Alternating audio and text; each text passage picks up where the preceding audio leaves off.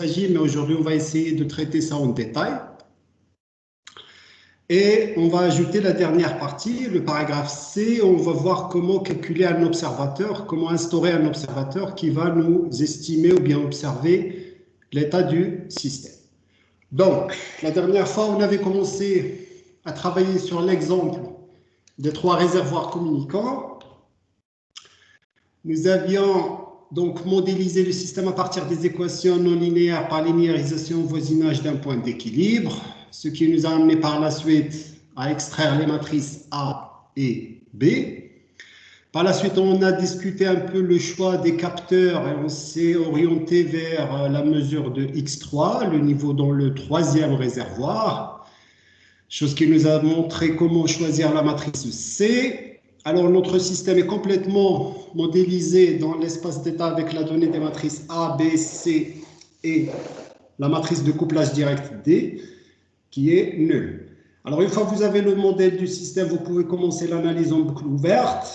Ce qu'on a fait en se basant sur la matrice A, pour laquelle on avait calculé le polynôme caractéristique, on a trouvé que le système est stable en calculant les racines de ce polynôme qui sont les valeurs propres de A. Nous avions vu comment le calculer à partir de la commande EIG sous.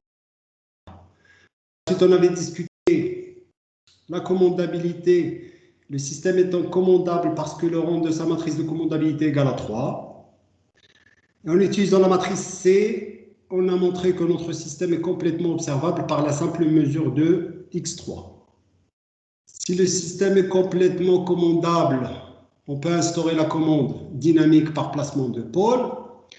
Alors, on a cherché en premier lieu à exprimer la fonction transfert H de P, X3 sur QE. C'est la fonction transfert en boucle ouverte, pour laquelle on a 3 pôles qui sont tous aux parties réelles strictement négatives. Ça veut dire que le système est stable, mais on a essayé par la suite de les modifier, question d'accélérer le système. Donc, on avait choisi les valeurs propres P1, P2, P3, qui sont les pôles de notre système. En divisant le pôle ayant la valeur absolue la plus grande par 3, on avait discuté la dernière fois qu'on a fait ça un peu comme une sorte de compromis entre accélération du système et question d'éviter la saturation des actionneurs. Donc, on a fait un choix plus ou moins raisonnable et on avait calculé la matrice K.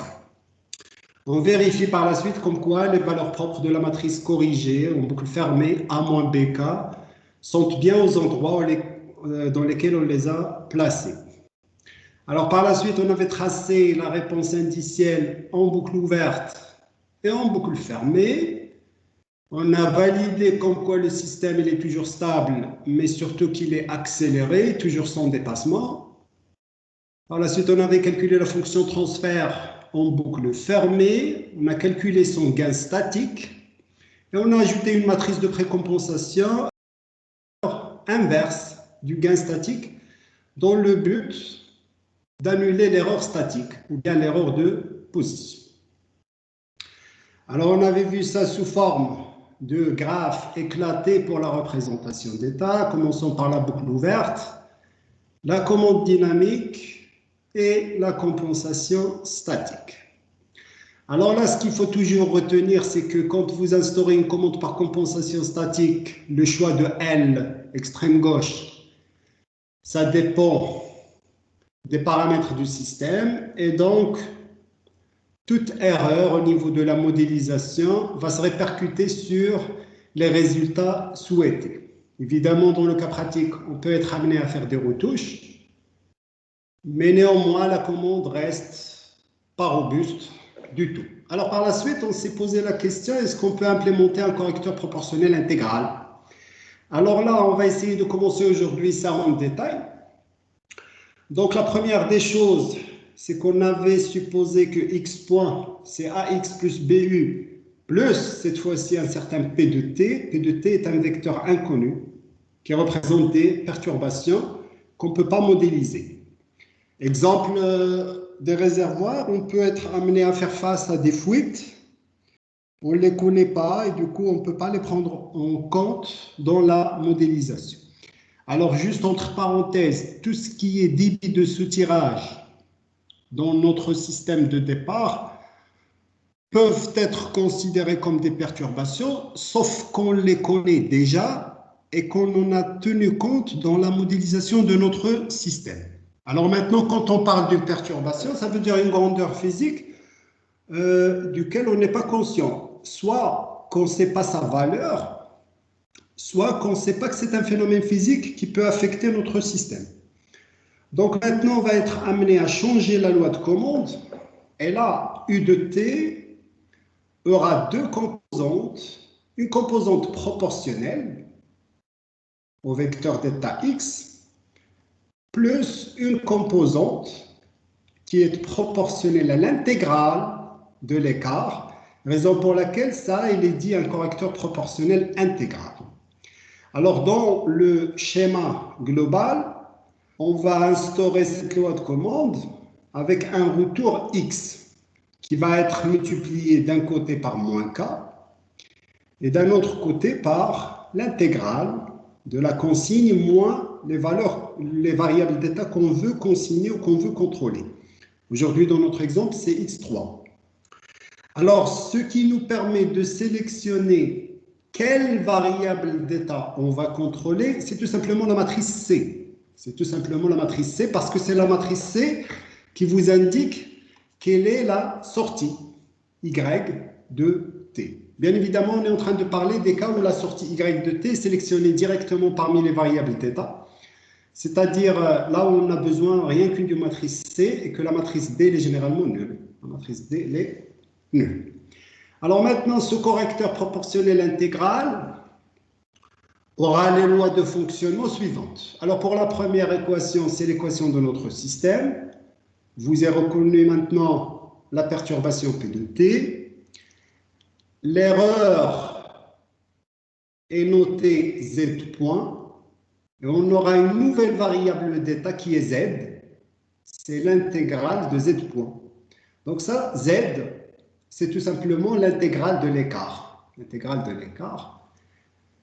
Donc on appelle maintenant la représentation d'état de notre système une représentation d'état augmentée.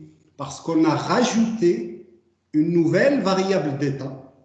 À x1, x2, x3, on a rajouté une variable d'état nommée Z. Alors Z, ce n'est rien d'autre que l'intégrale de l'écart. L'intégrale de l'écart, donc ça serait en quelque sorte l'intégrale de x3 consigne moins x3. Ce qui veut dire qu'on a maintenant un système d'ordre 4. Premier bloc, vous avez x point ayant 3 variables d'état, auxquelles on ajoute une variable d'état z de t. Alors maintenant, si on réarrange les équations sous forme matricielle, on arrive à trouver l'expression du système dans l'espace d'état, tenant compte des variables d'état en plus de la dynamique de cette erreur qu'on va essayer d'annuler. Alors maintenant, si... Oui, vous avez une question? La matrice M est égale à la matrice C. Oui, c'est généralement la matrice C. Sauf que si on prend le modèle à part, là, le modèle à part, on veut dire par la matrice C, celle qui nous donne directement la sortie, les sorties auxquelles on s'intéresse.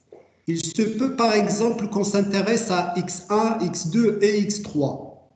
Ça veut dire qu'on veut les voir comme étant des sorties. À ce moment-là, on va les sélectionner par une matrice C égale à l'identité. On dispose de 3 capteurs. Ça veut dire que la matrice C serait l'identité. Mais en revanche, on ne veut pas contrôler les 3. On veut juste contrôler x3. La matrice M serait à ce moment-là 0, 0, 1. Donc, ça vous donne entre une sortie à laquelle on s'intéresse et à une sortie ou une variable d'état qu'on veut vraiment contrôler.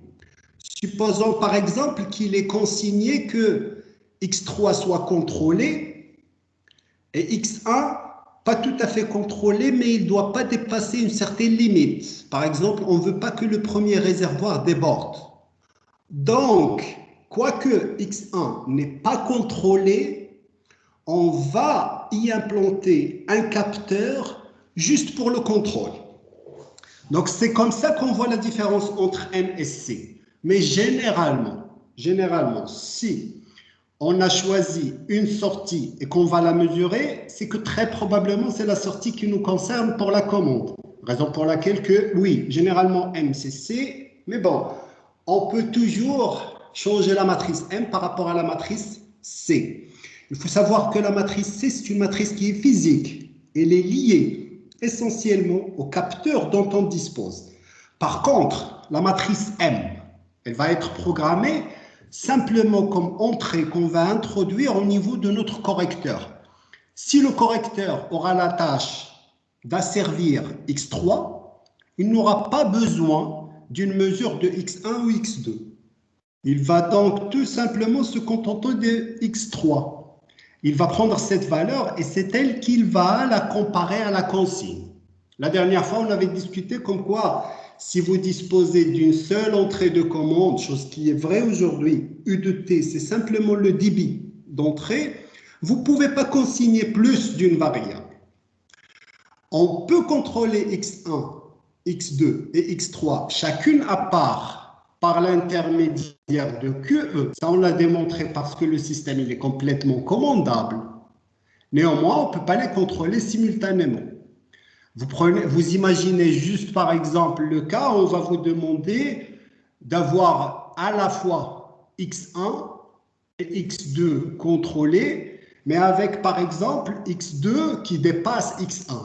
Ça, on le sait, pour notre système d'aujourd'hui, physiquement, il n'est pas réalisable.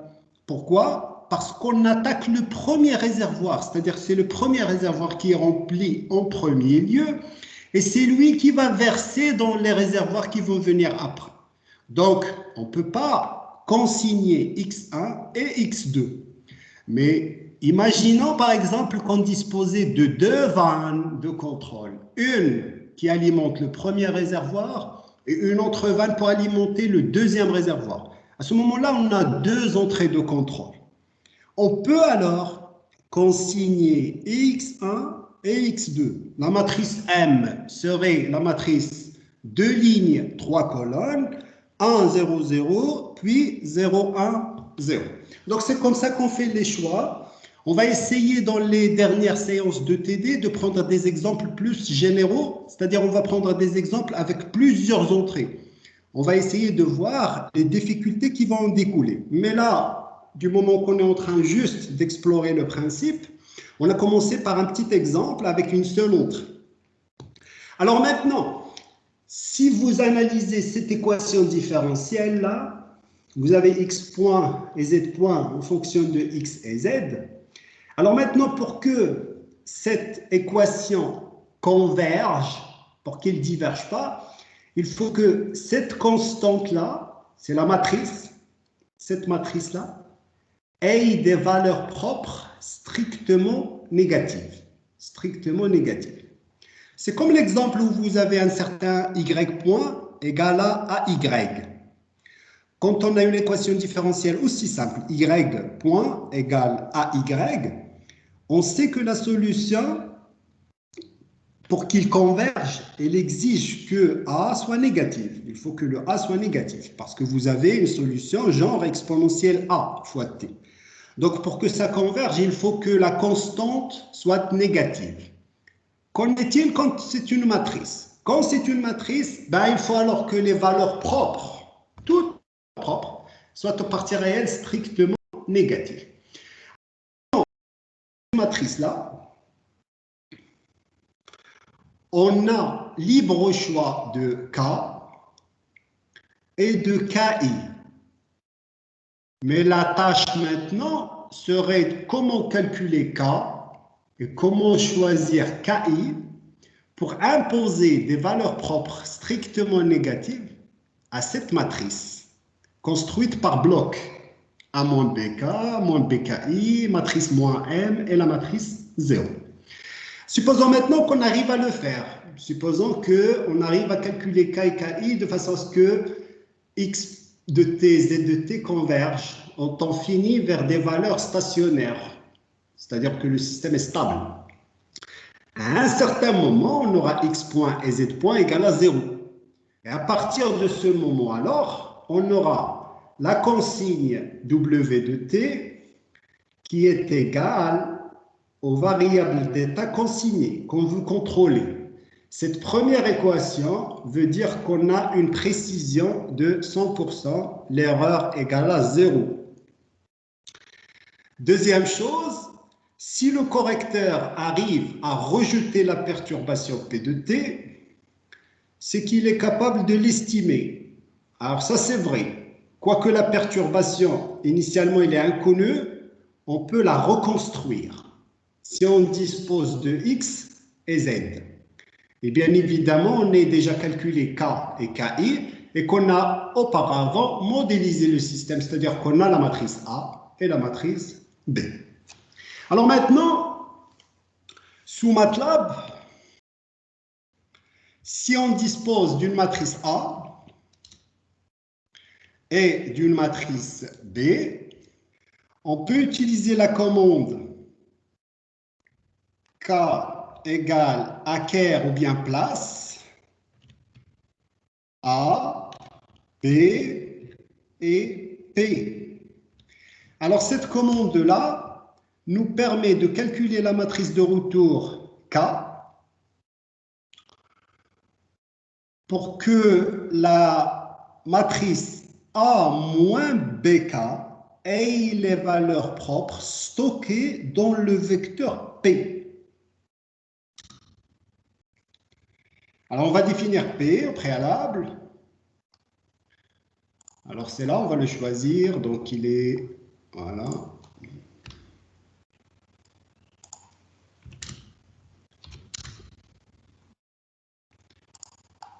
Voilà, je vais le chercher. Voilà, il est noté PC. Alors, on a choisi ces trois pôles. On va utiliser la commande acquert. A, B et P, C. On aura la matrice K. Alors maintenant, on peut vérifier comme quoi les valeurs propres de A moins B, K sont égales aux valeurs stockées dans PC. Alors maintenant, la commande acquert, on peut l'utiliser pour imposer les valeurs propres à A moins BK.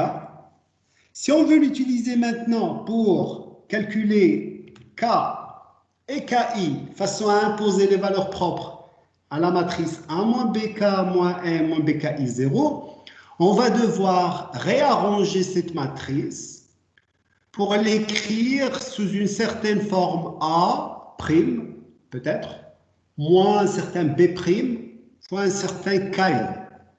Alors ça, c'est faisable. On peut le faire comme ça. Alors là, vous pouvez voir x point et z point en fonction de xz. À ce niveau-là, on va essayer de répartir cette matrice sous la forme suivante. Donc là, vous vérifiez bien que vous avez pour le premier coefficient A moins BK. Puis, vous avez 0 moins BKI. Là, vous avez moins M, moins 0. Et finalement, là, vous avez un 0 moins un 0 qui est donné sous 0 là. Alors maintenant, cette deuxième, on va l'écrire B0 qui multiplie KKI. Alors là, pour la première ligne, vous avez BK, c'est ce que vous avez là. Puis vous avez BKI, chose qu'on a évidemment ici. La dernière ligne, c'est ce 0 qui multiplie tout le monde, raison pour laquelle il est nulle. Donc c'est 0 et puis 0. Alors maintenant, on va noter cette matrice tout entière A augmenté, A indice A, B augmenté et K augmenté. Alors maintenant, sous MATLAB, il est facile de calculer KA de façon à imposer les valeurs propres si jamais on dispose de A augmenté, B augmenté. Ça veut dire que sous MATLAB, on va commencer par construire cette matrice. On a déjà A et on va prendre pour M C. On va la nommer A augmenté. Puis on va construire une matrice B, rajouter les zéros nécessaires pour avoir la matrice BA. Et MATLAB va nous donner KA. Il faut savoir que quand MATLAB va vous renvoyer KA, ce n'est rien d'autre que cette structure, cette matrice. Donc c'est à vous par la suite d'isoler K et isoler KI. Donc cette technique, elle est simple. On peut l'implémenter sous MATLAB. Alors là, sous MATLAB, on va commencer par imposer les pôles. Alors cette fois-ci, on a imposé 4 pôles, comme vous pouvez le voir. Les 3 premiers pôles sont les pôles qu'on désire avoir. Et on a rajouté un 4e pôle qui va lui conditionner la dynamique de l'erreur. La dynamique de l'erreur. On va choisir comme matrice M notre matrice C, c'est-à-dire on mesure x3, du coup c'est 0, 0, 1. On va construire la matrice A augmentée. Alors la matrice A augmentée, ce n'est rien d'autre que le bloc A, voilà, un bloc moins M et des zéros. Mais là, il faut faire attention, ce sont des zéros de dimension appropriée. Si l'on analyse par exemple maintenant M, c'est une matrice ligne, ça veut dire que ce zéro-là, c'est un zéro sur une ligne. Alors maintenant, la matrice A, elle est de dimension 3 fois 3, ce qui veut dire que ce zéro-là, c'est un zéro de 3 lignes. 3 lignes. Chacune est une colonne, étant donné les dimensions de x point et z point, c'est 4. Ça veut dire que le nombre de colonnes de A plus le nombre de colonnes de ce zéro va être égal à 4. Donc ce zéro-là, c'est une seule colonne. Alors maintenant, vous arrivez, j'espère, à voir que ce zéro-là, c'est un zéro scalaire, parce qu'il a une colonne et une ligne. Par contre, celui-là, c'est un vecteur, 3 fois 1. 3 fois 1. Alors, on va essayer de visualiser la matrice A augmentée. Voilà. Alors là, pour ce bloc, c'est la matrice A. D'ailleurs, vous pouvez le voir là. Voilà. En bas, on a la matrice moins M. Ce n'est rien d'autre que moins C. Vous arrivez à le voir là. Et là, on a rajouté les zéros nécessaires. On a rajouté les zéros nécessaires. De même pour B, que l'on doit compléter par un simple zéro pour donner B augmenté, comme ça.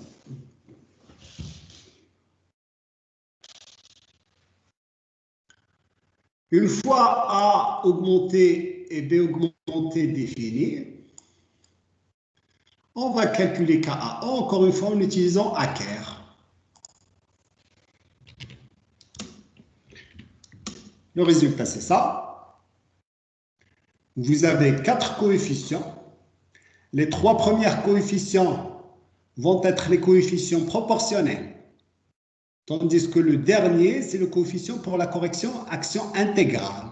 Action intégrale, c'est pour KI. Raison pour laquelle alors, j'ai pris KA comme étant les 3 premiers coefficients et KAI comme étant le dernier coefficient.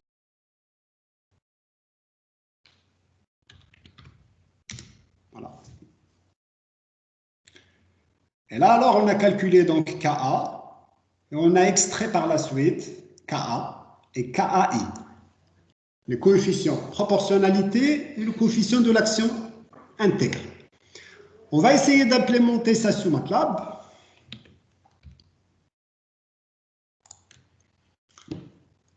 Et donc, on va travailler avec la commande intégrale, cette fois-ci avec perturbation. Avec perturbation. On a un signe au niveau de x3 que l'on va comparer avec x3. On a le retour d'état x. Des composantes vont être multipliées par k. Et là, il y a la composante pour la correction intégrale, ki. Donc évidemment, là, on va prendre k, a,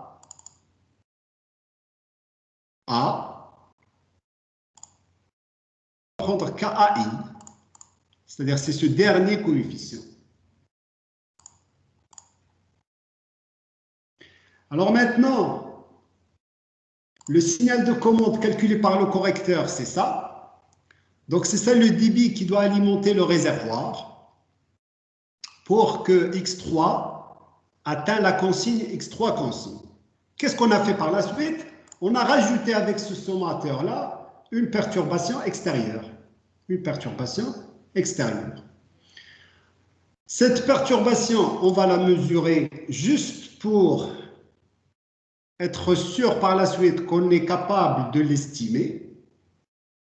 Là, on a les équations d'estimation de la perturbation à partir de x et de la composante intégrale. Alors, si on lance la simulation, on va visualiser x3. Vous arrivez maintenant à voir comme quoi x3 atteint la consigne avec une erreur nulle et que même si à un certain moment, il y a une perturbation qui va agir sur le système, bah, elle va être tout simplement rejetée par le correcteur. Rejetée par le correcteur. Alors là, par exemple, on peut rajouter un scope pour voir le signal de commande. Donc ça, c'est U de T.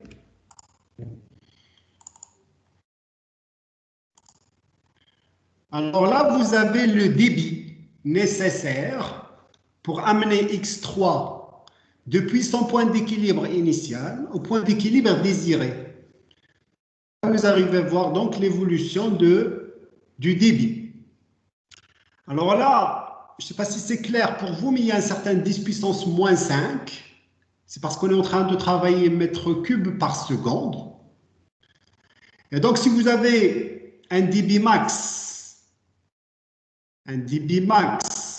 qui est égal à peu près 7,5 10 puissance moins 5, ben, c'est tout à fait réalisable. C'est tout à fait réalisable. Donc, vous avez à peu près l'équivalent de 7 à 8 litres par minute.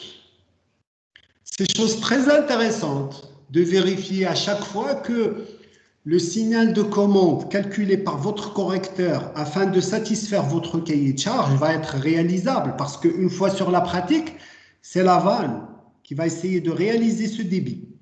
Alors, si vous faites tous les calculs sans tenir en compte la réalisabilité, c'est logique que par la suite, ça ne va pas marcher sur le plan pratique et ça va être limité juste à la simulation. Alors maintenant, vous voyez comme quoi le débit, il a augmenté à une certaine valeur, puis il est descendu vers une valeur où il a essayé de se stabiliser. Parce qu'à ce niveau-là, on avait le débit nécessaire pour que x3 soit égal à x3 consigne. À partir du moment où on a rajouté une perturbation, ben le correcteur l'a tout simplement compensé. Alors lui aussi, il a rajouté le débit, comme ça brusquement. Question de ramener encore une fois le débit à sa valeur nominale par la suite et maintenir encore une fois x3 égale à x3 consigne. x3 égale à x3 consigne.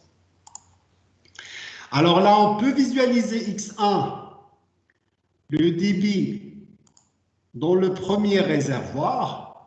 On peut visualiser x2 parce qu'on a pris pour la matrice C à ce niveau de la simulation l'identité. Mais il faut savoir qu'on a utilisé pour matrice M, 0,0,1, Et on a un retour juste de, c'est-à-dire on ne contrôle que x3. On ne contrôle que x3. Bien évidemment, on a un retour de 2x. Donc c'est une commande par retour d'état. Quoi qu'on est en train de contrôler x3 seul, mais c'est une commande qui, pour contrôler x3, a besoin de mesurer et x1, et x2, et x3. Alors là, pour la perturbation, on arrive à l'estimer. La perturbation au départ, elle est nulle. Elle n'a effet qu'à partir de la 75e minute, à ce moment-là, 75e seconde. Et là, en bleu, vous voyez l'estimation, c'est-à-dire le calcul de cette perturbation. Normalement, la vraie perturbation, c'est ce que vous voyez en jaune, mais c'est une inconnue. Le système a essayé de l'estimer. Alors, il lui faut un temps pour faire ça. Et c'est plus ou moins ce temps nécessaire pour estimer la perturbation qui est aussi le temps nécessaire pour amener x3 à sa valeur nominale. Sa valeur nominale une fois le système perturbé. Alors maintenant, la commande intégrale permet d'avoir une erreur nulle, c'est-à-dire c'est la précision.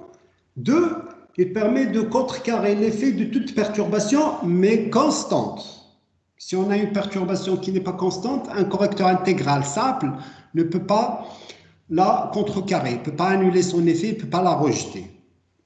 Alors maintenant, c'est déjà pas mal comme résultat. On va voir maintenant une chose nouvelle. Alors, ce correcteur, pour qu'il puisse calculer et estimer la perturbation, et puis par la suite faire de sorte à ce que x3 soit insensible à la perturbation, c'est-à-dire qu'elle colle avec la consigne, il a besoin d'un retour d'état à ce niveau-là. Alors à ce niveau-là, vous avez un retour d'état. Chose qu'on ne peut pas avoir toujours. Il se peut par exemple qu'on ne dispose pas d'assez de capteurs, ou que tout simplement il s'agit de variables d'état qu'on ne peut pas mesurer ou qu'on ne peut pas directement capter par capteur. Alors maintenant, on va essayer de voir comment détourner ce problème. Alors maintenant, on va parler de l'observateur. Alors on considère un système qui est commandable, x point égale à ax plus bu. On veut le contrôler. On suppose que l'état x n'est plus accessible à la mesure. À la place, on dispose d'un vecteur de sortie y de t. Exemple, aujourd'hui, on ne dispose que de x3. On ne dispose pas de x1 et x2. Alors, bien évidemment, on sait toujours c'est quoi l'entrée u de t, parce que c'est nous qui l'imposons.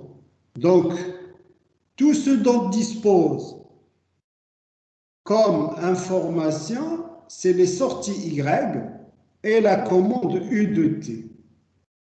Alors maintenant, un observateur, rien qu'à partir de t et u de t, il va nous reconstruire l'état x de t.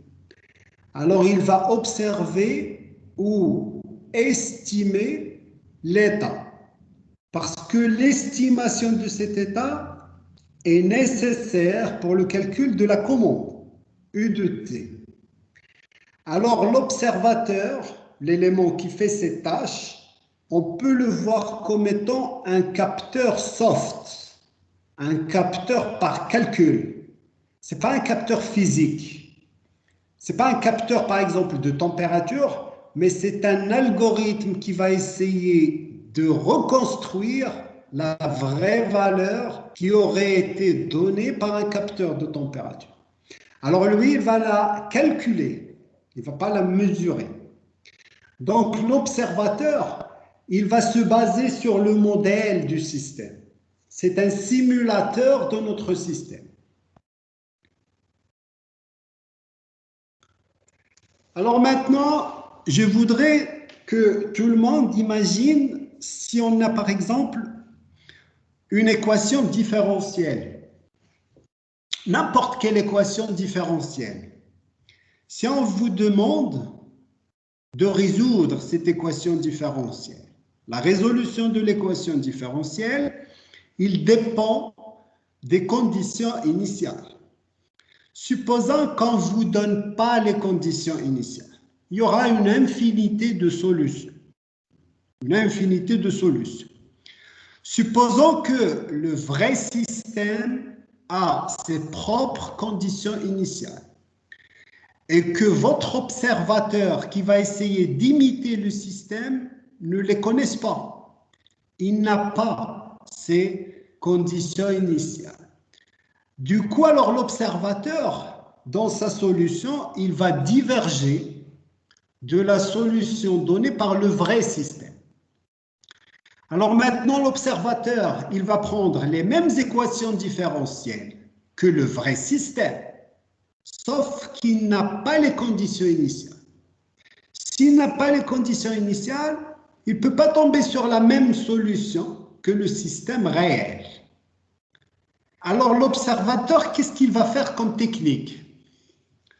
Il va essayer en premier lieu de tâtonner des conditions initiales.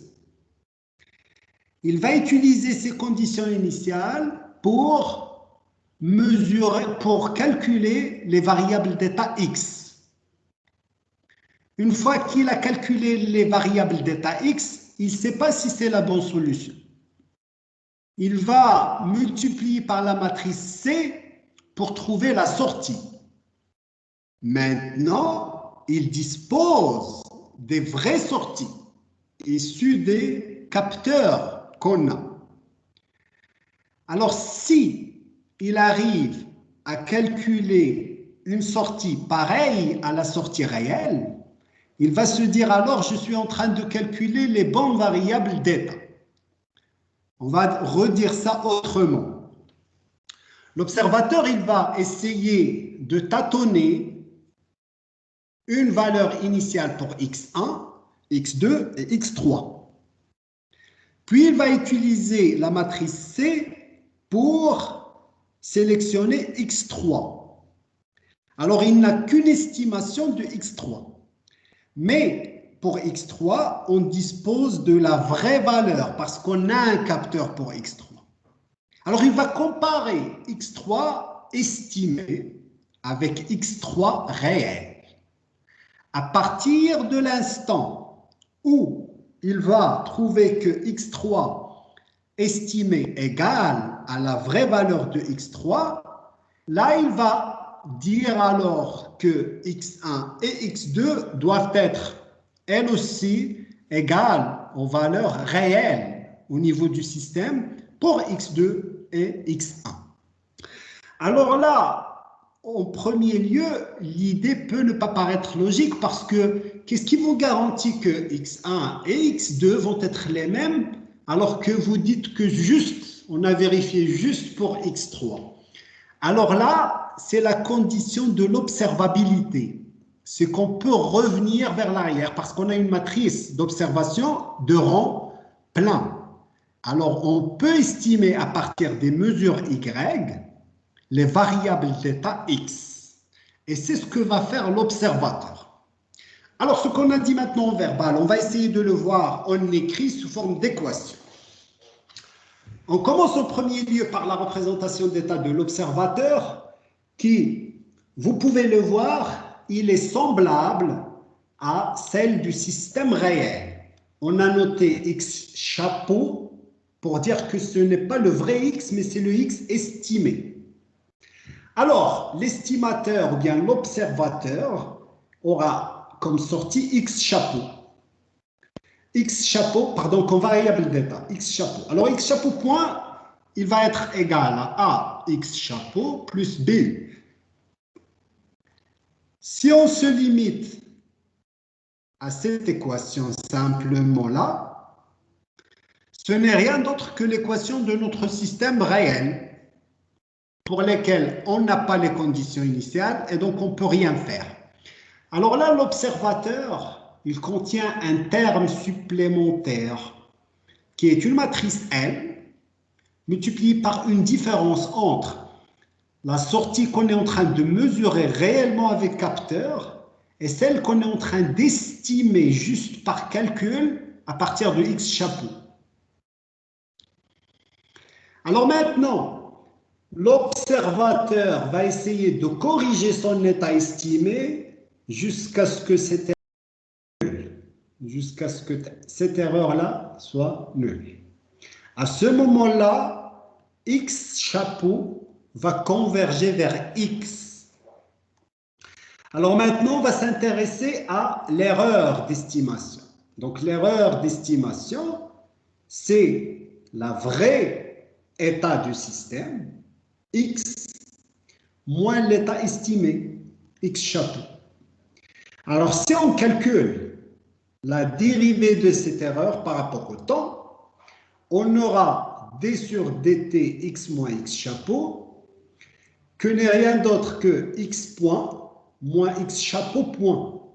Alors x point, c'est cette partie-là, c'est ax plus bu, moins x chapeau point, c'est ax chapeau, moins bu, moins L, Y, moins Y chapeau. Donc, c'est cette partie. On a rajouté les 6 mois parce qu'il y a un 6 mois qui précède tout le monde. Alors maintenant, si on dispose de l'entrée U de T, BU de T va être simplifié par BU de T. On va factoriser par A. On aura A facteur de X moins X chapeau qui n'est rien d'autre que l'erreur, moins L, Y moins Y chapeau. Et là, si on remplace Y ou Y chapeau respectivement par CX et CX chapeau, on aura LC facteur de l'erreur, encore une fois. Et donc, c'est A moins LC erreur E de T. Alors maintenant, l'erreur d'estimation peut converger vers 0. Étant donné son équation différentielle, E point égale à une certaine matrice A moins LC fois E. Quelle est la condition maintenant sur la matrice A moins LC pour que cette erreur converge vers 0? Qu'est-ce qu'on doit avoir?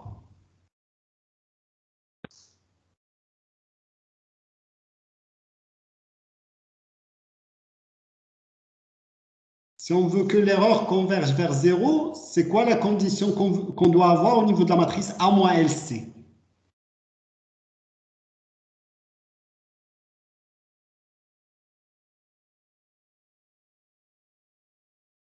Aucune idée?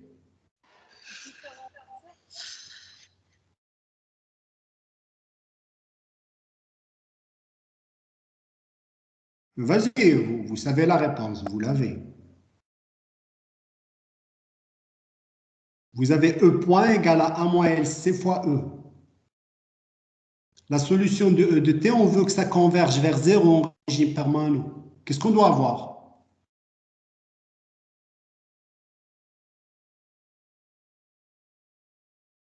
Vas-y, vas-y.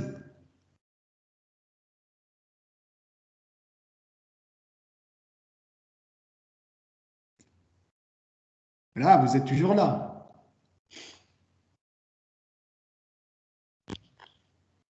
Monsieur, il suffit qu'il y ait une norme. Comment? Je vous entends mal, je vous entends mal. Vas-y, Anas, vas-y. Monsieur, il suffit que la norme de A moins LC soit inférieure à 1. Qu'est-ce que vous voulez dire par la norme de A moins LC? Ce n'est pas un vecteur, c'est une matrice. La norme matricielle, je veux dire.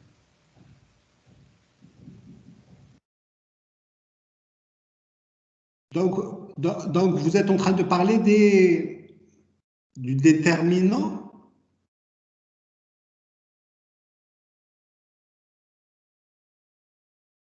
Comment on calcule la norme d'une matrice? La somme des valeurs absolues de chaque élément de la matrice. Non, mais ça peut ne pas donner une convergence. Non, c'est pas ça. Le déterminant de 1 moins LC doit être égal à 0. Non, pas forcément. Pas forcément. On peut avoir un déterminant nul alors que ça ne converge pas vers 0. Non, non. Vous imaginez la solution, vous avez y point égal à 0 fois y. Vous avez une matrice avec une valeur propre unique qui est 0. Et si vous dites que y point égale à 0, y, ça veut dire que y point égale à 0. Et si y point égale à 0, ça veut dire tout simplement que y est une constante. Et personne ne peut dire que ça va converger vers 0. C'est une constante, quelconque. Là maintenant, vous voulez la forcer à aller vers 0. On a déjà dit ça dans le cours. Il faut que les valeurs propres, voilà, il faut que les valeurs propres de 1 moins LC convergent vers 0. Pardon, il faut que les valeurs propres soient aux parties réelles strictement négatives. Il faut que ce soit négatif. Les valeurs propres. Ben, vous avez E point, qui est égal à une certaine matrice fois E. Alors, si les valeurs propres de cette matrice sont négatives, vous pouvez faire un changement de base, partir vers l'espace où la matrice est diagonale, c'est-à-dire vous travaillez sur la base où c'est diagonal, et à ce moment-là, vous allez répartir l'équation matricielle en une série d'équations, genre y point égale à AY, z point égale à BZ, x point égale à CX. Et là, ces coefficients A, B, C sont les coefficients de la diagonale. Et si tout le monde est négatif, ben, tout le vecteur va converger vers 0. Et si le vecteur converge vers 0 sur un espace quelconque, passage par une matrice inversible, il va être 0 sur tous les espaces. Donc, il faut garder dans l'esprit tout simplement que A moins LC, c'est ce qu'on a fait au départ. Par exemple, quand on s'est dit que x point c'est A moins bk fois x, ben alors on a cherché k de façon à ce que A moins bk ait les valeurs propres négatives. Par la suite, pour le correcteur proportionnel intégral, c'était pareil. Et là, encore une fois, c'est pareil. Donc, c'est A moins LC. Cette fois-ci, il faut que les valeurs propres de A moins LC soient tous aux parties réelles strictement négatives. Alors, qu'est-ce qu'on contrôle sur cette matrice? Sur quoi on a la main? Est-ce qu'on peut changer la valeur de A? Non. Non, ça c'est le système. Est-ce qu'on peut changer la valeur de C? Oui. Ben non, on a un seul capteur pour X3. La matrice C, c'est une matrice physique. Ben, si on avait plusieurs capteurs, on les a déjà, on aurait déjà les avoir utilisés. Là, on ne dispose pas de capteurs. La matrice C, elle est fixe. Il faut savoir une chose. La matrice C, c'est vrai, c'est un choix, mais c'est un choix là où vous partez pour acheter les capteurs. Une fois que vous avez acheté les capteurs, vous ne disposez pas d'autres capteurs, ça y est, la matrice C, elle est figée. La matrice C, il faut la voir comme ça, c'est une matrice physique. Avec le capteur, vous avez la matrice C, mais avec les capteurs, ben, il est imposé cette matrice C. Alors aujourd'hui, vous avez un seul capteur pour X3. La matrice C, c'est 0,01. Et si vous voulez changer la matrice C, ben, il faut aller chercher un autre capteur. Par contre, on peut changer L. L, c'est juste pour le calcul. On a le choix de L. C'est nous qui allons programmer notre observateur avec l'équation, la première équation là. On dispose de A et B qui sont imposés, mais on a le choix de L. On a le choix de L. Alors maintenant, le problème est le suivant. Comment calculer L de façon à imposer les valeurs propres à A-LC? On peut utiliser encore une fois la commande hacker. Mais là, je voudrais avoir votre concentration. Ben, avant, on avait calculé une matrice K avec la commande MATLAB pour imposer les valeurs propres à A moins BK. Non pas A moins KB, A moins BK. Là, on veut imposer les valeurs propres, non pas à A moins CL, comme c'était le cas pour A moins BK. Parce que si c'est comme ça, alors on ne change que B par C. Sauf que maintenant, il y a A moins L, tout d'abord, multiplié par C. Il n'y a pas A moins CL. Alors, on veut avoir A moins CL. Mais on ne peut pas l'avoir côté calcul, parce que faire le produit de LC, c'est faisable, mais faire le produit CL, ce n'est pas faisable. On sait tous que le produit au niveau des déterminants, LC n'est pas comme CL. D'ailleurs, ce n'est même pas permis. Compatibilité, nombre de colonnes, nombre de lignes. Donc, A moins LC, on peut calculer L de façon à imposer ses valeurs propres à A moins LC, mais si on veut utiliser Hacker, on va passer par la transposer. Alors maintenant, je pense que vous savez tous que les valeurs propres d'une matrice A ne changent pas si on les calcule pour la matrice transposée. Les valeurs propres sont parmi les invariants d'une matrice, tout comme le déterminant.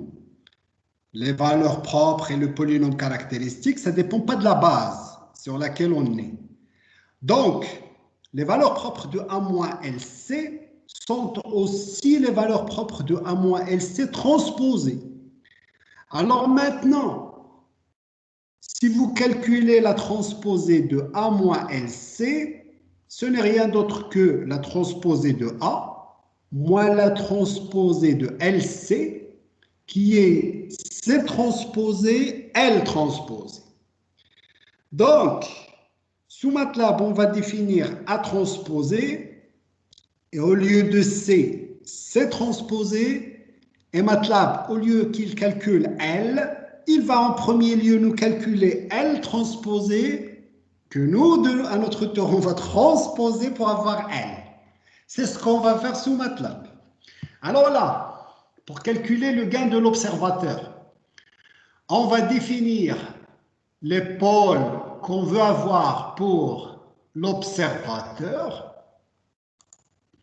Alors là, il faut faire attention, ces pôles vont conditionner la dynamique de l'observateur, c'est-à-dire la dynamique avec laquelle l'erreur d'estimation va converger vers 0.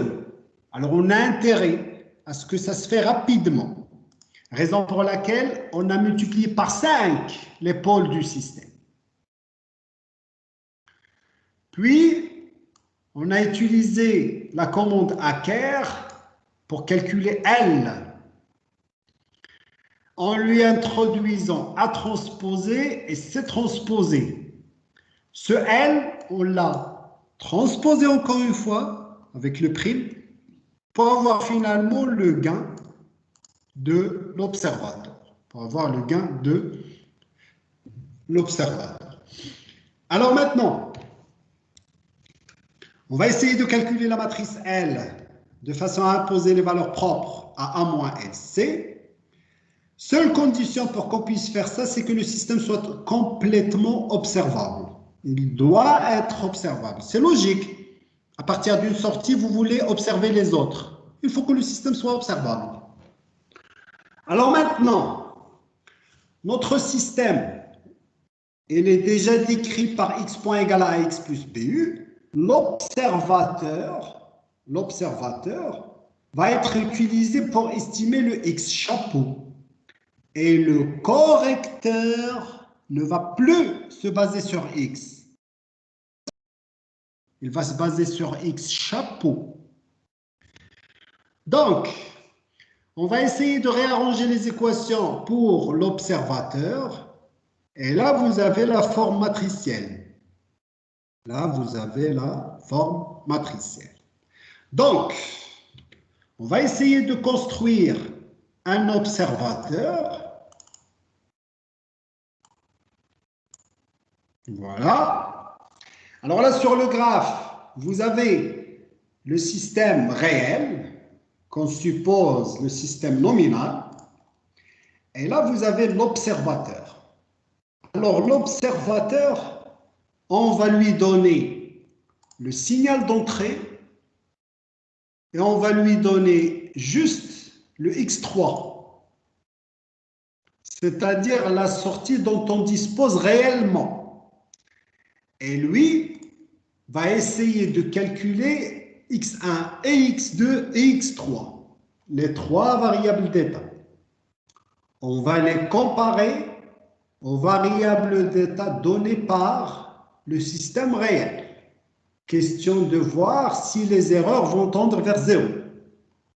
Alors, au niveau de l'observateur,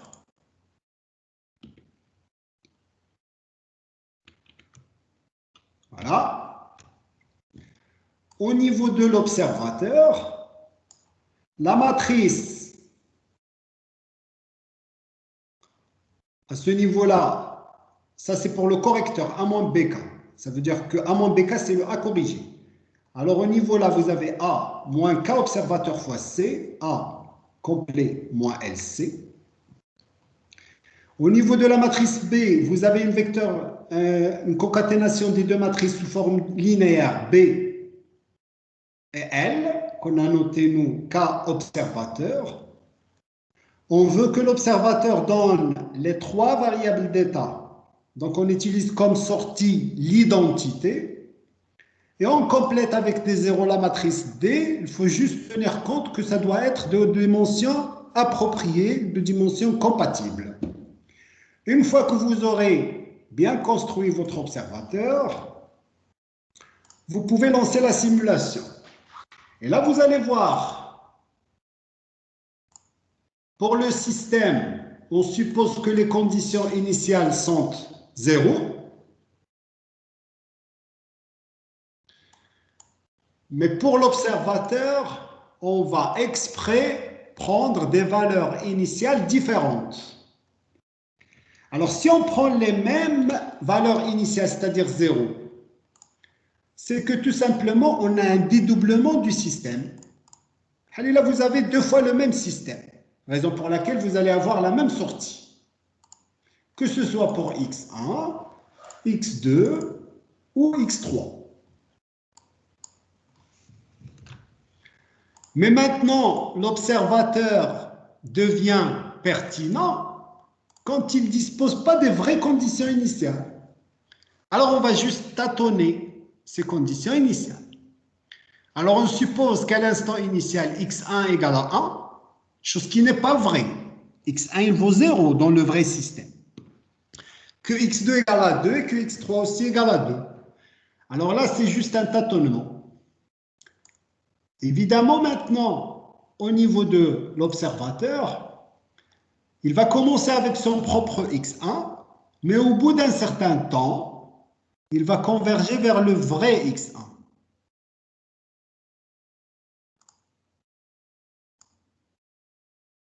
Ça, vous pouvez le voir là. Voilà.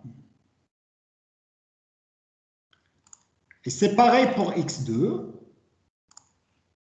Et c'est pareil pour x3. Voilà.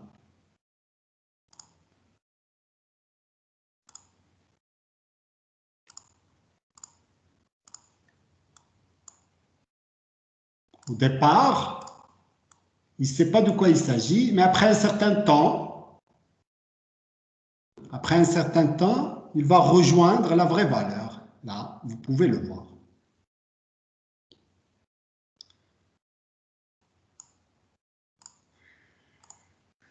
Alors évidemment, si vous avez une idée sur les vraies valeurs de x1, x2, x3, vous pouvez affiner le tâtonnement au départ. Mais si ce n'est pas vrai, ben vous pouvez que tâtonner des valeurs quelconques. Supposons que je vois comme quoi les réservoirs sont plus ou moins vides au départ, je ne vais pas exagérer en termes de valeurs, comme ça. Alors là, x1 serait beaucoup plus vite rallié par l'observateur. Mais néanmoins, il faut savoir que pour l'observateur, on n'a pas effectivement les conditions initiales. Alors, même si vous n'avez pas les conditions initiales pareilles au système réel, tenir compte de la mesure dont on dispose et de l'entrée appliquée au système, l'observateur va réussir au bout d'un certain temps à vous donner les vraies estimations de x1, x2, x3.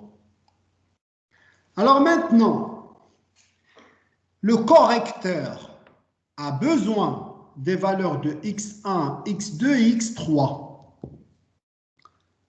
pour contrôler x3. Alors, il va attendre jusqu'à ce que l'observateur lui donne ces valeurs, puis il va lui calculer le signal de commande. Du coup, alors, il faut que la dynamique de l'observateur soit beaucoup plus rapide que la dynamique du correcteur. Le correcteur qui attend l'observateur pour qu'il lui donne les estimations, il doit les avoir au bout d'un certain temps qui est beaucoup plus bref que son propre temps pour construire le signal de commande. C'est tout à fait logique. Supposons qu'on veut construire le signal de commande, mais que l'observateur, il fait un retard pour vous donner les estimations. Ça ne va pas marcher. Ça ne va pas marcher. Alors, raison pour laquelle, à ce niveau-là, on a choisi exprès des pôles aux parties réelles, toujours négatives, mais largement supérieurs aux pôles qu'on a utilisés pour le correcteur. Alors maintenant, une fois l'observateur calculé, on va faire notre simulation finale. Alors cette fois-ci, on va travailler le système complet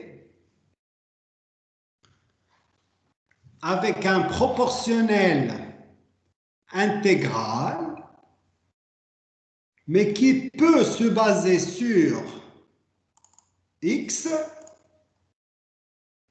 ou bien sur x chapeau.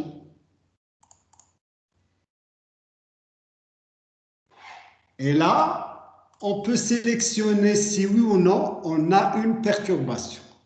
Alors, on va en premier lieu commencer par un système qui n'est pas perturbé et on va essayer de prendre l'état X, supposons qu'on dispose des 3 capteurs. On va lancer la simulation. On va visualiser X3. Parfait.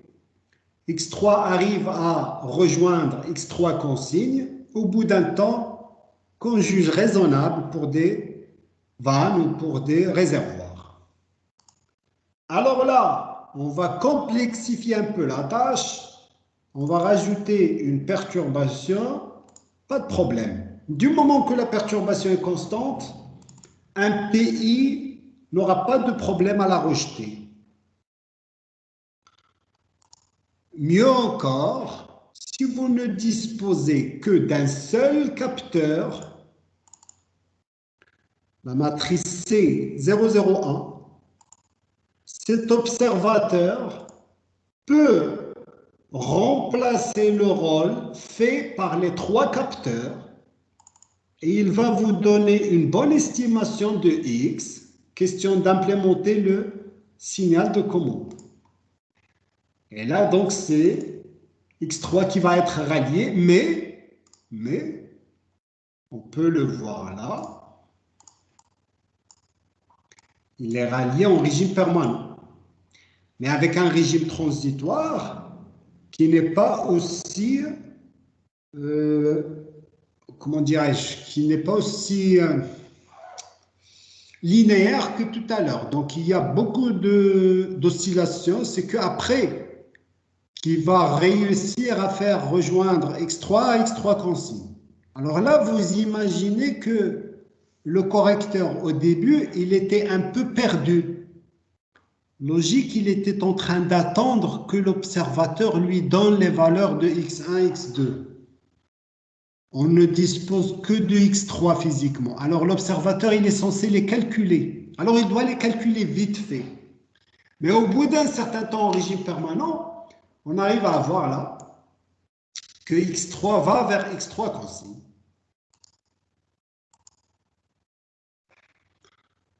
Alors maintenant, ce qu'il faut savoir, et ça serait le dernier paragraphe dans notre cours, la dernière chose si vous voulez, c'est que quand on exprime les équations de dynamique de notre système avec correcteur, c'est-à-dire la première ligne, x point égale à a moins bk fois x point égale à a moins bk fois x, moins bk fois ex plus b fois w de t, donc ça c'est le système, en boucle fermée. Puis pour la deuxième ligne, c'est la dynamique de l'erreur. On note bien que la matrice de dynamique est triangulaire. Ça veut dire que les valeurs propres de cette matrice sont les valeurs propres de A moins BK, union les valeurs propres de A moins LC. Ce qui veut dire qu'on peut imposer les valeurs propres de A moins BK indépendamment des valeurs propres de A moins LC. On va alors utiliser K pour la correction et on va utiliser L pour l'observation. Du moment que le choix est indépendant, on va choisir les valeurs propres de A moins LC par action sur L qui sont largement supérieures en valeur absolue aux valeurs propres de A moins BK. Question d'accélérer l'observation pour que le correcteur fonctionne correctement par la suite. Supposons par exemple qu'on a fait le mauvais choix de P0,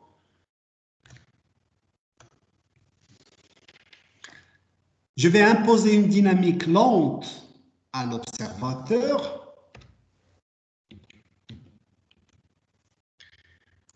Le correcteur, il est là, il est en train de calculer le signal de commande, mais l'observateur ne lui donne pas les valeurs x1 et x2 à temps.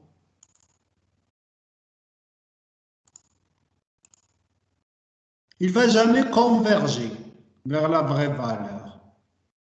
Vous savez, le correcteur maintenant, qu'est-ce qui lui arrive? Il est en train de calculer le bon signal de commande en se basant sur les mauvaises mesures de x1 et x2. Et la faute, elle est à qui? Ben, c'est la faute de l'observateur. L'observateur n'a pas pu suivre. Il aurait dû être beaucoup plus rapide que le correcteur lui-même. Par contre, si vous faites le choix bien comme il faut, je vais encore exagérer. Je prends par exemple 10 fois la dynamique. J'aurai une convergence beaucoup plus importante. Voilà.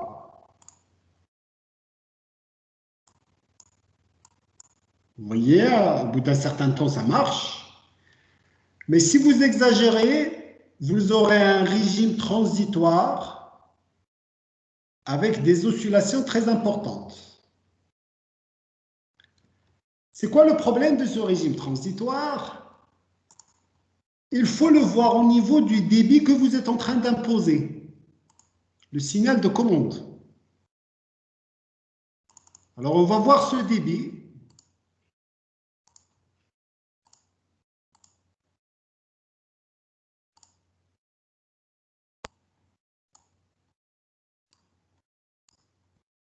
Alors, on a un débit qui doit varier d'une manière brusque. La valeur max ne pose pas de problème, aussi bien que la durée pendant laquelle ça doit être fait.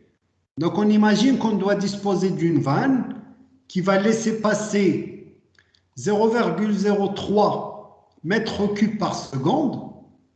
Ça fait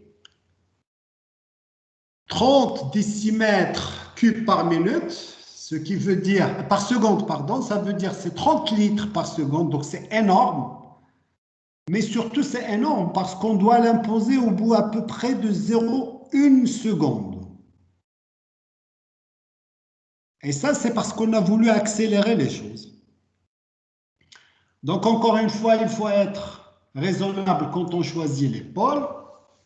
Alors, on va imposer une dynamique, certes, plus rapide, mais pas trop, pour que le système reste dans les limites du possible, un système physique et réalisable. Donc, c'était tout en ce qui concerne le cours.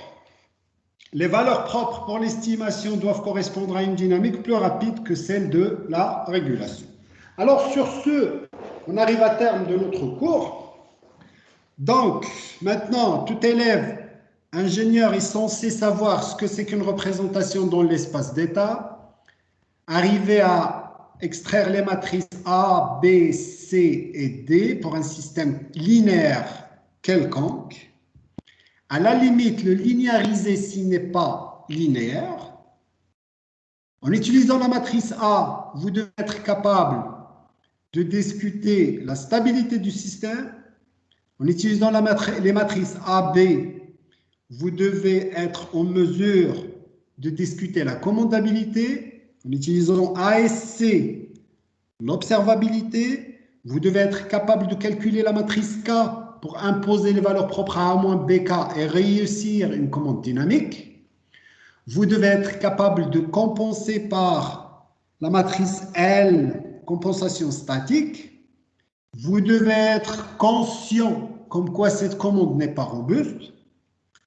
Et donc, par la suite, vous devez être à même de réaliser une commande par proportionnelle intégrale. Gardez dans l'esprit qu'elle va rejeter toute perturbation constante en assurant que l'erreur soit nulle. La matrice C va être déterminée par un choix de capteurs. Et si jamais les capteurs dont on dispose sont suffisants pour observer l'état complet, vous devez être en mesure de programmer un observateur, de bien choisir ses pôles pour lui imposer une dynamique plus rapide, utiliser l'ensemble des commandes MATLAB pour réussir l'instauration d'une commande complète dans l'espace d'état. Donc c'est ça le cours, comment avancer. Ce qu'on va faire par la suite, à partir de la semaine prochaine, je vais vous donner une étude de cas. Vous aurez un exemple complet et vous allez essayer de retravailler l'ensemble de ce qu'on a vu dans notre cours. Alors, est-ce que vous avez des questions? Est-ce que vous avez des remarques à propos de ce cours? Donc, j'attends vos réactions. Et j'attends aussi vos propositions pour me dire comment ça va se passer par la suite. Vous disposez de MATLAB, on va travailler à distance comme ça. Bon, on ne sait pas si on va revenir en présentiel ou pas encore, mais supposons le pire, supposons qu'on va travailler toujours à distance. Est-ce que vous disposez de MATLAB? Est-ce que vous... Donc, j'attends vos réactions. Monsieur, s'il vous plaît, Oui.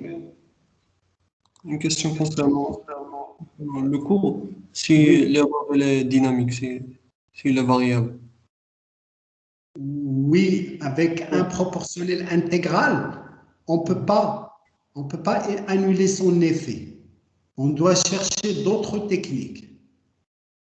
Généralement, pour les procédés industriels, s'il s'agit par exemple d'une fuite dans un réservoir, s'il s'agit par exemple d'une perte de chaleur au niveau d'un four, généralement, ce sont des phénomènes physiques qu'on peut voir comme étant constantes dans le temps. Et donc, un PI va être largement suffisant. Il y a d'autres techniques pour contrecarrer l'effet de perturbation qui ne sont pas bornées, c'est-à-dire qui sont évolutives. Ça veut dire qu'elles ne sont pas constantes. Dans le temps, ils évoluent. Mais là, supposons par exemple que c'est le cas pour un réservoir. Ça veut dire que vous avez une fuite qui ne cesse d'augmenter. Alors normalement, vous allez penser à reconstruire le réservoir plutôt que d'aller chercher un correcteur pour compenser ça. Donc il faut garder dans l'esprit qu'il y a d'autres techniques qu'on n'a pas traitées dans le cours qui sont capables de rejeter d'autres types de perturbations, mais que ce qu'on fait avec un PI est largement suffisant. Largement suffisant pour un bon nombre de procédés industriels. D'accord, merci. Monsieur, s'il vous plaît. Oui. Est-ce que vous pouvez proposer les autres méthodes qui peuvent rejeter ce type d'erreurs qui sont dynamiques? Alors, généralement, il y a des techniques de contrôle qui sont pas linéaires. Et en fait, il faut savoir une chose. Le correcteur PID. Le correcteur PID, il a ses avantages et il a ses inconvénients. Par exemple, il ne peut traiter que des systèmes qui sont monovariables. On ne peut calculer ces paramètres que si l'on se base sur un modèle qui est déjà linéaire. Si le modèle n'est pas linéaire, on ne peut pas être guidé pour calculer les paramètres KPT, ITD. Néanmoins, le correcteur PID est fameux dans l'industrie. Pourquoi? Parce qu'il est simple. Alors, quand vous allez penser un jour à utiliser un correcteur pour un système physique, vous allez essayer de chercher un compromis. C'est vrai, on veut quelque chose de performant, mais ça doit être simple et ça doit être de prix abordable. Alors maintenant, pour des applications un peu spécifiques, on peut être amené à utiliser des choses qui sont extraordinaires, c'est-à-dire pas un PID simple. Alors, il y a pas mal de techniques de contrôle, mais ce sont des techniques non linéaires. Bon, on ne peut pas les traiter dans un cours comme ça avec la commande avancée, ça nécessite un peu de temps, mais il y a des commandes, vous pouvez chercher par exemple sur Internet, commande avancée non linéaire, vous avez commande prédictive, vous avez commande par backstepping, vous avez commande par mode glissant, il y a pas mal d'algorithmes non linéaires qu'on peut appliquer directement sur des systèmes non linéaires, mais ça, il est beaucoup plus lié au domaine de la recherche qu'au domaine industriel. Dans l'industrie, vous allez le voir, une fois que vous serez des ingénieurs, on ne fait pas trop confiance, surtout ici au Maroc, on ne fait pas très confiance à la recherche. C'est-à-dire, on veut travailler avec ce qui est sûr et ce qui marche. Et si jamais on est bloqué, on sous-traite. C'est comme ça que ça marche. Mais vous, étant donné que vous êtes toujours en phase de formation, rien n'empêche que vous pouvez élargir les horizons, c'est-à-dire vous pouvez voir les choses comme vous voulez. Là, par exemple, on peut utiliser une commande par mode glissant qui va être totalement insensible à toute perturbation bornée, peu importe s'il n'est pas constante. C'est-à-dire qu'on peut rejeter une fluctuation de débit même sous forme sinusoïdale. Essayons de le faire, par exemple, là. On peut utiliser une perturbation comme celle-là. C'est-à-dire là, je suis en train d'imaginer qu'il y a quelqu'un qui joue sur le débit, mais d'une manière sinusoïdale. Dans le correcteur, même basé sur les vraies variables d'état, il ne va pas pouvoir rejeter ça. Non, il ne peut pas. Il ne peut pas le faire. Il va essayer d'accommoder le signal de commande U de T, mais il n'arrivera jamais à le faire. Pourquoi? Parce que tout simplement, même quand il essaye de reconstruire la perturbation, il ne peut pas le faire. Il ne peut pas le faire.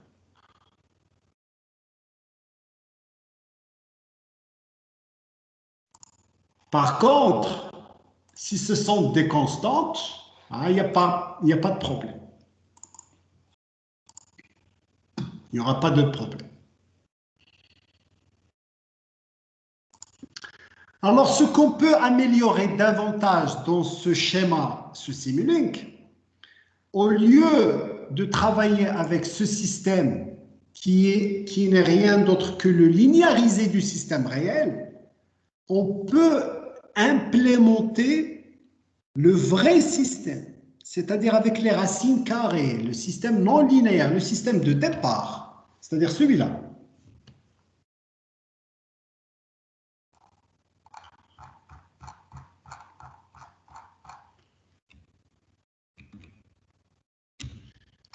Voilà, c'est à ce niveau-là. On peut utiliser MATLAB pour construire une fonction qui va vous donner la sortie du système réel plus ou moins, c'est-à-dire le système de départ avec les racines. Et voir si la technique de commande va marcher toujours. Alors normalement, on s'attend à ce que le correcteur soit efficace au voisinage du point de fonctionnement. auquel on a calculé le modèle sur lequel on s'est basé par la suite pour calculer le correcteur. Donc, on peut par exemple faire ça et changer le point de fonctionnement pour montrer que le correcteur ne va pas être aussi efficace que ça. On ne peut pas travailler directement sur un système non linéaire, à moins qu'il soit au voisinage du point de fonctionnement, parce que c'est ça la linéarisation. Vous êtes en train de dire que ce système initialement non linéaire, il va se comporter comme un autre système linéaire pour lequel on peut calculer. On peut calculer le correcteur. Alors, si vous voulez, pour les séries, bon, début de semaine prochaine, je vais partager avec vous l'ensemble de ce que j'ai projeté. Donc, je vais vous envoyer l'ensemble des diapos avec les séances. Donc, séances 2, 3 et 4. Je vais aussi vous envoyer l'ensemble des modèles Simulink avec le fichier de calcul, c'est-à-dire que si vous disposez de MATLAB, vous aurez l'occasion de découvrir l'ensemble des syntaxes. Vous allez vous-même perturber le système, changer les consignes, recalculer les matrices en imposant vos propres valeurs propres. Donc ça, on va le partager. Je vais le partager avec vous début de la semaine prochaine. Et pour la séance qui va venir, on va essayer de travailler donc le vendredi pendant 3 heures. Vous aurez une étude de cas. Donc je vais vous donner un autre système, plusieurs entrées, plusieurs sorties et bien sûr plusieurs variables θ. Et on va essayer de le traiter de A à Z durant les 6 heures. Donc, on va le travailler pendant les 2 dernières séances. Donc je ne sais pas, est-ce que vous disposez déjà de MATLAB? Est-ce que ça... Oui, Abdelrahman, vous qui levez la main. Oui, monsieur, j'ai une question. Oui, vas-y. Monsieur, lorsqu'on agit sur l'épaule, on varie directement le débit de notre vanne. N'est-ce pas? Lorsqu'on agit sur l'épaule, les valeurs Oui. propres, Oui. on varie directement le débit de la vanne. Oui, bien sûr. On est en train de varier le signal de commande. Monsieur, je veux savoir sur le plan physique, comment assurer de la liaison entre notre schéma sur MATLAB ou la vanne proprement dite sur le plan réel. Qu'est-ce qu'on assurer de la liaison? D'accord, on va le voir ici. Alors, normalement, ça, c'est le système. D'accord? Alors, normalement, là, on suppose qu'à ce niveau-là, on est en train d'envoyer le signal de commande. Aujourd'hui, c'est le débit. C'est le débit. Alors, normalement, dans la réalité, cette liaison n'est pas directe. Ça veut dire que le correcteur, il va calculer le signal de commande qu'il doit donner à une vanne. Et c'est la vanne, par la suite, qui va donner le débit. Alors, si on suppose qu'on a une vanne proportionnelle, le correcteur va tout simplement envoyer la tension d'alimentation et la vanne va être modélisée avec un gain. Et c'est cette vanne qui va par la suite donner le débit. Alors, dans la réalité, on utilise ce qu'on appelle les servovannes. Une servovanne, c'est une vanne équipée d'un moteur électrique, mais qui est déjà asservie. Elle vous demande juste d'introduire une tension pour qu'elle vous donne un débit. Sur le document constructeur, vous allez trouver comme quoi le débit min, c'est 0, vanne complètement fermée. Le débit max serait mentionné, supposons par exemple que c'est 10 litres par seconde. Et le constructeur va vous dire que si vous donnez un signal U égale à 0, la vanne restera fermée, vous aurez 0. Si vous donnez par exemple 5 volts, c'est 10 litres par seconde. Et entre les deux valeurs, ça serait proportionnel. C'est-à-dire, si vous voulez un débit de 5 litres par seconde, vous devez imposer une tension d'entrée de 2,5. Alors là, vous allez étalonner le correcteur. Le correcteur, il va vous donner un signal U de T que vous allez essayer de restreindre à l'intervalle 0,5 pour que vous puissiez par la suite réaliser physiquement ce débit. Dans notre cours, on ne s'intéresse pas à cette partie. On est en train de voir juste la théorie. On ne s'intéresse pas trop à la technologie derrière. C'est la même chose pour le capteur. Le capteur, il ne va pas vous donner la hauteur H en mètres. Le capteur, il va récupérer la hauteur en mètres, mais il va vous la convertir sous forme d'une tension. Au niveau de la commande de votre correcteur, vous devez lui dire à quoi ça correspond cette tension. Par exemple, si vous avez un capteur d'étendue de mesure 0 à 1 mètre, le constructeur va vous donner les plages de tension que ce capteur va vous donner. Si vous dites par exemple que c'est un 4 20 mA ou un 0,5 volts, vous savez par la suite à quoi ça correspond. Donc ça, c'est l'aspect technologique. L'aspect technologique, on ne le traite pas. Nous, on est en train de traiter un peu la théorie derrière, pour avoir une idée comme ça. Oui, monsieur, pour avoir l'idée complète. Monsieur, est-ce que j'ai compris un arsenal injecté avec le signal de commande fait la partie commande de notre van qui est le cerveau van, n'est-ce pas? Oui. Ou à partir d'elle, par exemple, un câble. Un câble lié مثلا من notre PC, le cerveau moteur, cerveau van. Correcteur, تمشي لافان. Oui. Le cerveau van. D'accord, merci monsieur. Alors, a dit que la cerveau van, تيكون فيها l'entrée directement. Donc, le constructeur, il vous montre l'entrée directement et le branchement. Alors maintenant, l'aspect technologique, il est beaucoup plus vaste que ça. Prenons par exemple un simple capteur de température. Un capteur de température, exemple PT100 ou un thermocouple. Le constructeur, il vous donne le schéma de branchement. Une masse avec une entrée. Donc, c'est comme bifilaire. C'est comme deux fils.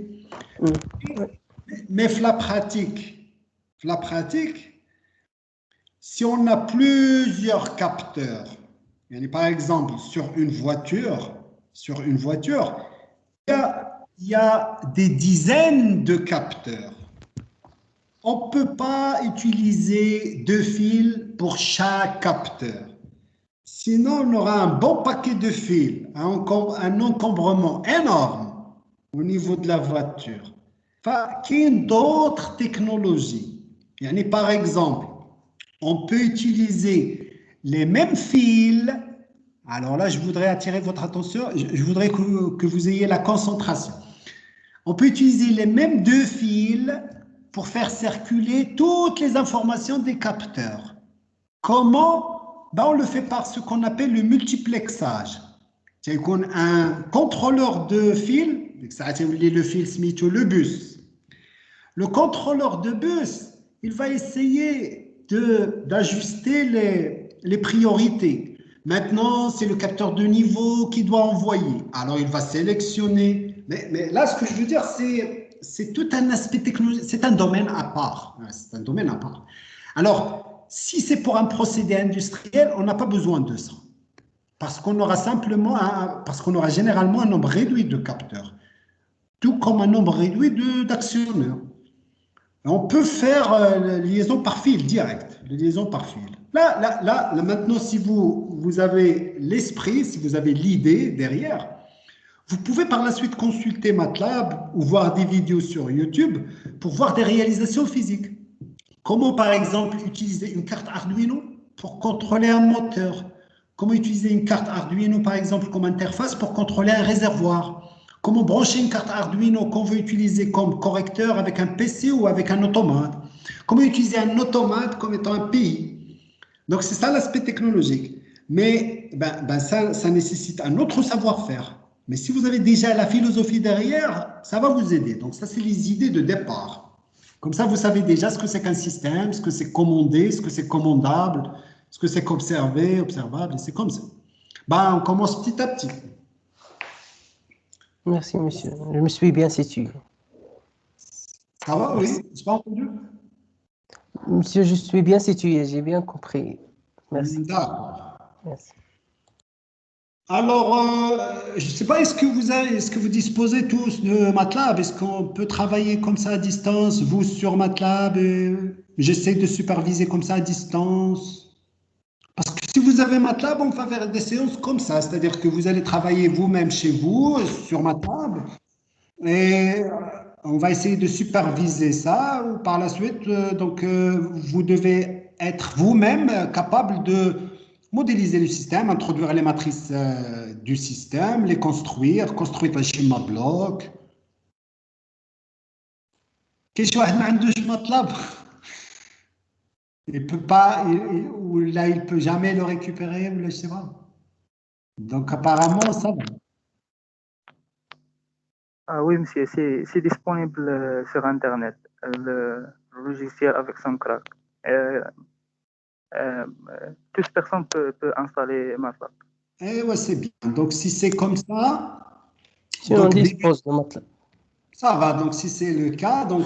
Je crois que c'est même possible d'utiliser MATLAB à partir de l'interface du navigateur directement. Oui. Donc, dans tous les cas, c'est bien, ça marche. Donc c'est ce qu'on va faire. Donc, à partir de la séance prochaine à 15 heures, vous aurez donc déjà le TD, un TD assisté par ordinateur. Donc, ça, je vais le partager avec vous début de la semaine. Comme ça, vous aurez un peu le temps de voir de quoi il s'agit. Vous essayez vous-même de refaire l'ensemble de ce qu'on a fait ensemble. Et à mon avis, si vous êtes déjà capable de reproduire correctement tout ce qu'on a vu jusqu'à maintenant, ce serait déjà pas mal pour ce cours. Vous l'aurez donc en quelque sorte capitalisé. Comme ça, si jamais vous en avez besoin par la suite. Et bon, j'attire votre attention juste sur un sujet. Si il y a parmi vous qui par la suite vont s'orienter vers la recherche, ben, il n'y a que la commande dans l'espace d'état qui marche. C'est-à-dire que modéliser par fonction transfert, c'est très très réduit. On utilise rarement les fonctions de transfert. On préfère travailler dans l'espace d'état. L'ensemble des lois de commande dont on dispose, les lois d'observation, parce qu'il y a d'autres observateurs. L'observateur qu'on a vu aujourd'hui, c'est l'observateur de base. C'est ce qu'on appelle l'observateur de Lienberger. C'est l'observateur de base. Mais il y a pas mal d'autres techniques pour observer. Alors, si jamais il y a des gens qui vont par la suite s'intéresser à la recherche, ben c'est ce qu'on fait exactement, c'est travailler dans l'espace d'état. Donc, je vais partager avec vous, début de la semaine prochaine, l'ensemble des documents nécessaires. Vous aurez alors tout ce qui est syntaxe. Vous aurez même des schémas blocs que vous allez devoir accommoder aux nouveaux TD que je vais vous distribuer. On va essayer donc juste d'assister pendant les 3 heures, comme ça, question de vous superviser, et bien évidemment pour répondre à l'ensemble de vos questions. Une fois on va écouler les 2 séances, on va essayer de se mettre d'accord tous sur une modalité pour faire l'évaluation, parce qu'on a intérêt à le faire le plus tôt possible, comme ça vous serez toujours frais. Ça ne sert pas vraiment à grand-chose de le laisser jusqu'à la fin du semestre. Vous aurez d'autres choses à faire. On aurait dit le cours قديم, on dit qu'on قدام les cours. Donc, j'espère que ça s'est bien passé. Donc, rendez-vous la semaine prochaine.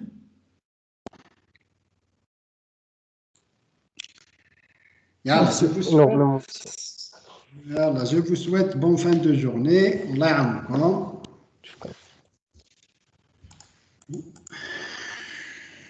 Monsieur? Oui.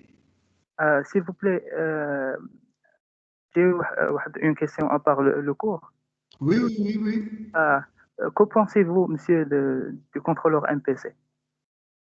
Le contrôleur MPC. Il y a le contrôleur.